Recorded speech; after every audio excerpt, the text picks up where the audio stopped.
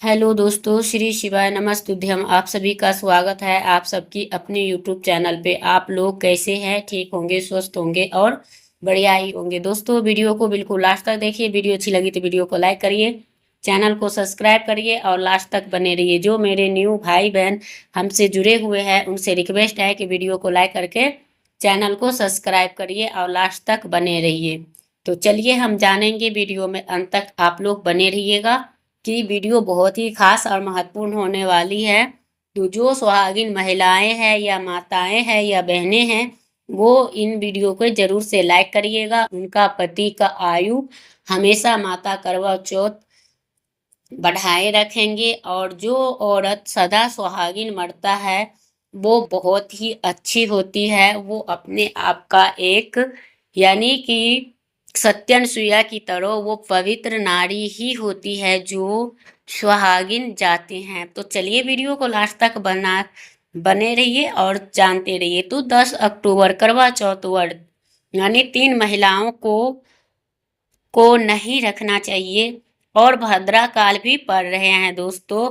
अगर बाद में चांद निकलने का समय भी जानेंगे। और अगर आपने ये गलती करते हैं तो फिर आपका पति जो है वो मर जाता है, यानी कि मरता है तो वो आदमी औरत यानी विधवा होके ही मरता है, उन औरत से पहले मर जाती है। तो इसीलिए कहता है कि श्रृंगार का चीज हो चाहे कोई चीज हो, आपको अपने नियम और अपनी नेत्र से ही खरीदे। यानी नेत्र में छल करके। और आपका पति होते हुए आप पराये पुरुष या पराई स्त्री, पुरुष हो तो पराई स्त्री के बारे में सोच रहे हो, या औरत हो तो पराये आदमी के बारे में सोच के, और आपने देखने और दिखाने के लिए ये वीडियो अगर बना रहे हैं, वीडियो बनाने के तरीका में या दिखाने के लिए लोग को कि हम व्रत रख रहे हैं और हमारे पति यानी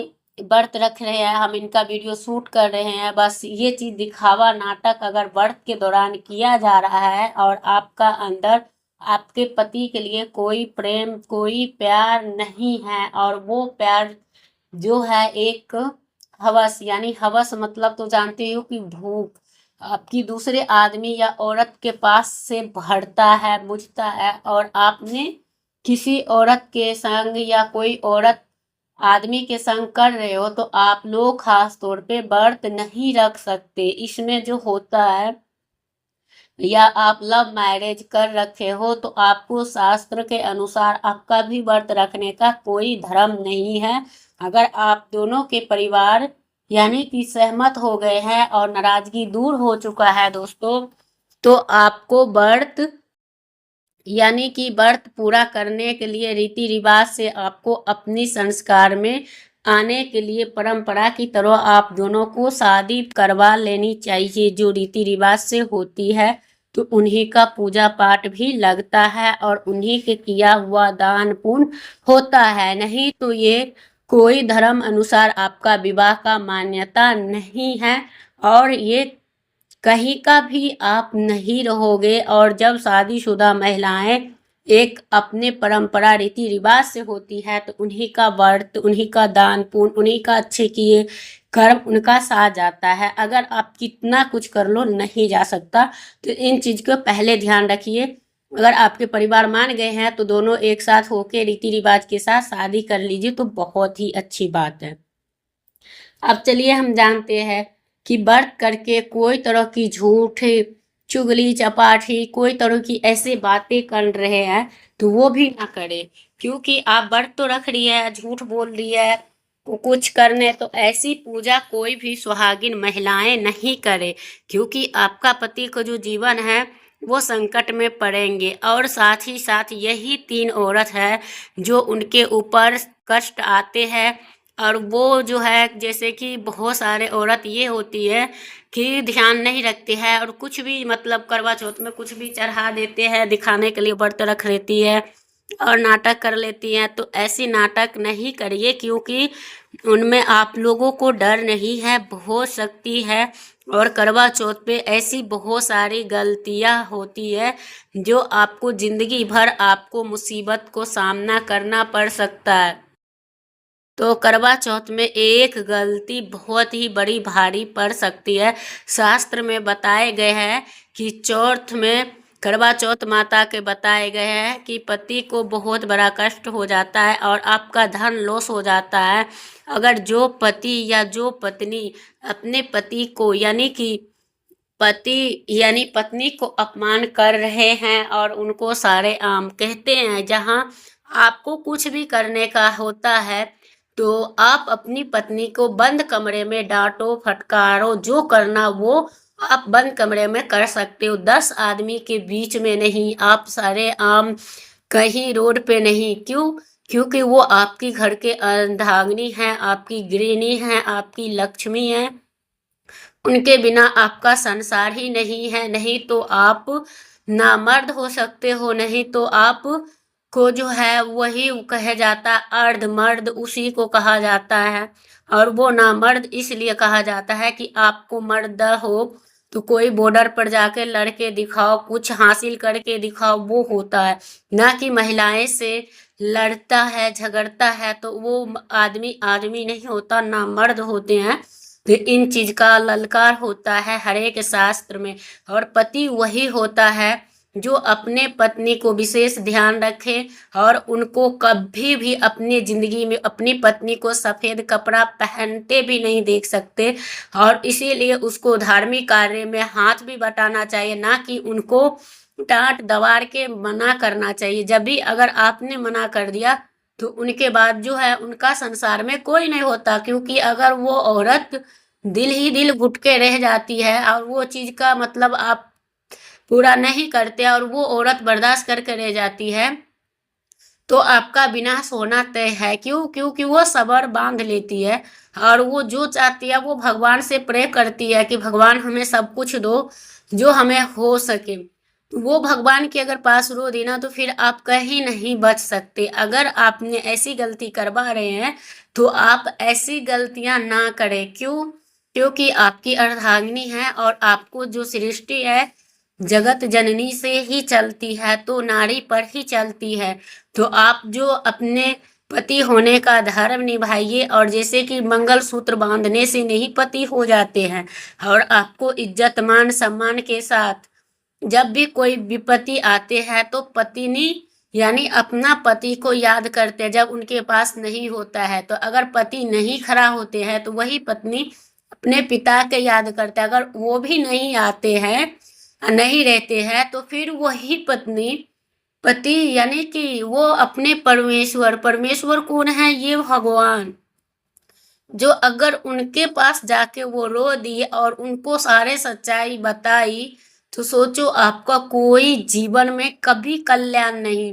चाहे आप करोड़ों जन्म ले लो, 7 पुश्तैन बीत जाए, चाहे 7 पुश्तें क्यों न नष्ट हो जाए, लेकिन आपको बकसने का नहीं, आप नहीं बच पाओगे। तो इसलिए नारी को समय रहते कदर कर लो और उनको मान सम्मान दो। आपको जिस तरह से चले आपका परिवार, खुद मर्द वो होता है, कहता है महादेव उसी को कहा जाता है जो अपना कुछ भी करके यानी विपत्ति पे रह के लेकिन पत्नी को चेहरा पर हमेशा मुस्कुराहट देखती है। वो पति कभी भी यानी कि दुख नहीं भोगते, कभी नहीं। क्योंकि उसके पास माता यानी सती का वरदान है और माता पार्वती खुद कहे हैं कि जो आदमी पुरुष यानी औरत का मान सम्मान और अपनी नारी के साथ स्वयं भोजन करते हैं और जो पहला निवाला होता है, चाहे आपका समय हो या ना हो, अगर आपने खिला दिया तो वो अमृत के समान माना जाता है। और उनके लिए आपको जो है वो खिलाने से आपका ही फायदा है कि आपका घर में धन धान्य की कमी नहीं होगी, आपकी तरक्की होती रहेगी। तो यही है, अगर आपके पति अगर नहीं है घर में तो बहुत सारी बहनों को ऐसी भी प्रश्न होती है कि हम ऐसे पूजा कैसे कर सकते हैं।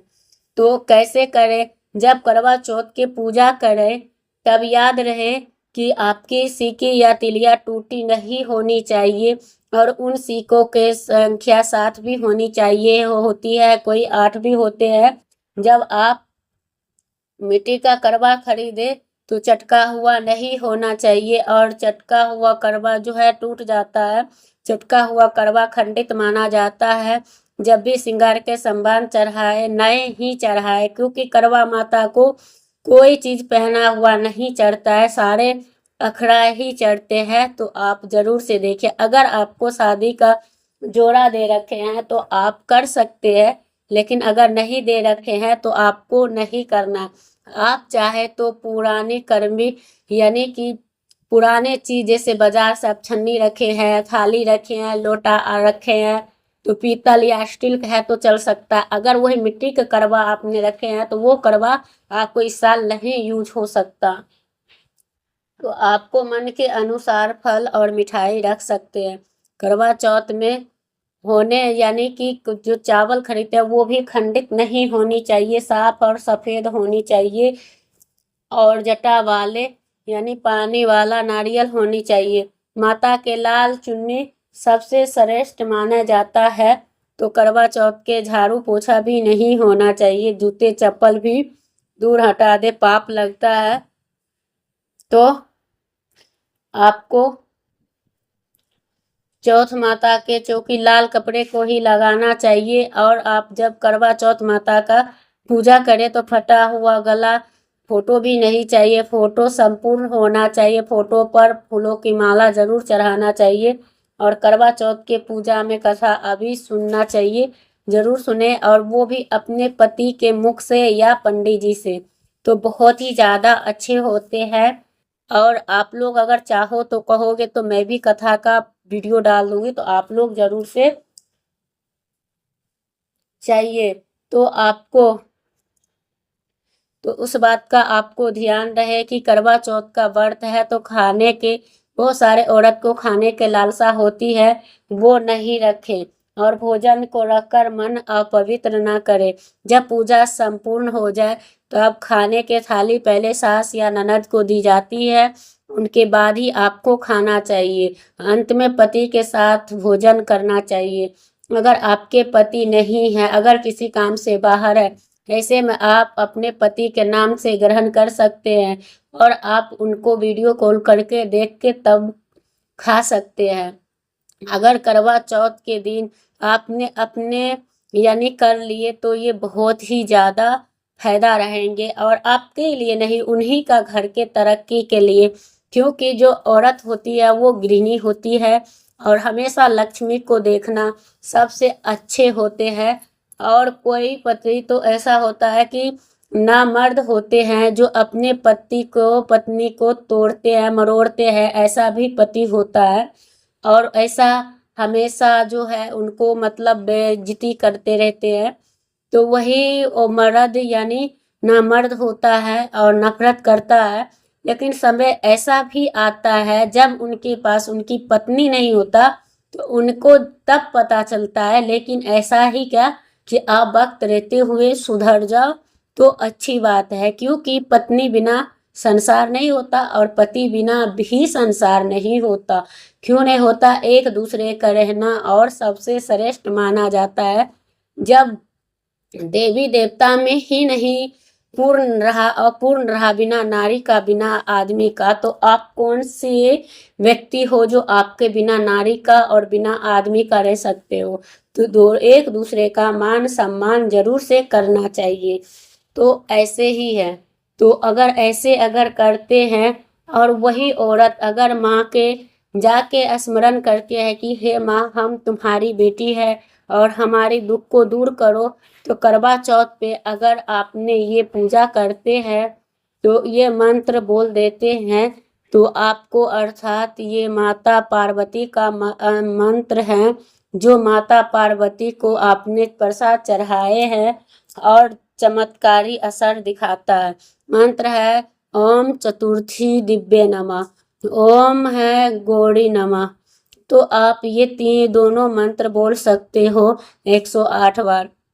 दोस्तों, माता रानी की ये आप सभी को जय माता रानी जरूर लिखिएगा, और माता रानी को चाहते हैं तभी, नहीं तो आप लोग को तो जो हो वही आप लोग चाहते होंगे। तो दोस्तों, वीडियो करूंगी यही पैन, फिर मिलते एक नया वीडियो के साथ। तब तक के लिए श्री शिवाय नमस्तुभ्यं।